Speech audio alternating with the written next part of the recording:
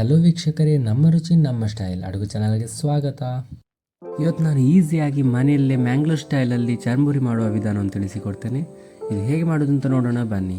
ಮೊದಲಿಗೆ 1 ಕಪ್ ಈರುಳ್ಳಿ ಹಾಕುವ, ಹಾಗೆ ಅದಕ್ಕೆ ಅರ್ಧ ಕಪ್ ಟೊಮೆಟೊ, ಅರ್ಧ ಕಪ್ ತುರಿದಿಟ್ಟುಕೊಂಡ ಕ್ಯಾರೆಟ್, ಹಾಗೆ ಸಣ್ಣದಾಗಿ ಹೆಚ್ಚಿಟ್ಟುಕೊಂಡಿರುವ ಹಸಿಮೆಣಸು, ಶುಂಠಿ, ಕರಿಬೇವನ್ನು ಸೇರಿಸುವ.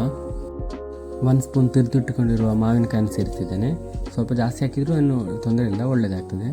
ಹಾಗೆ ರುಚಿಗೆ ತಕ್ಕಷ್ಟು ಉಪ್ಪು, ಚಿಟಿಕೆ ಅರಶಿನ, ರುಚಿಗೆ ತಕ್ಕಷ್ಟು ಅಚ್ಚ ಖಾರದ ಪುಡಿ ಮತ್ತು 1 ಸ್ಪೂನ್ ಗರಂ ಮಸಾಲ.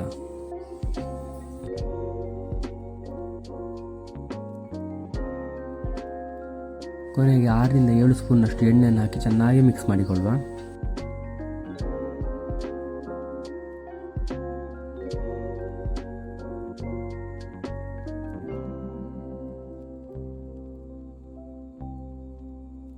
ಇನ್ನು ಸ್ವಲ್ಪನೇ ಹುರಿ ಹಾಕಿನೇ ಸೇರಿಸಿಕೊಳ್ಳುವ.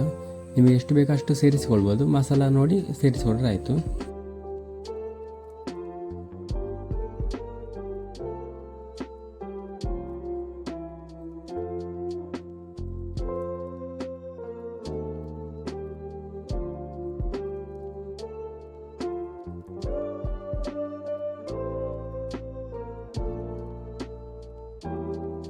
ಕೊನೆಗೆ ಸ್ವಲ್ಪ ಫ್ರೈ ಮಾಡಿಟ್ಟ ನೆಲಕಡಲೆ ಹಾಗೂ ಹೆಚ್ಚಿಟ್ಟ ಕೊತ್ತಂಬರಿ ಸೊಪ್ಪನ್ನು ಸೇರಿಸುವ.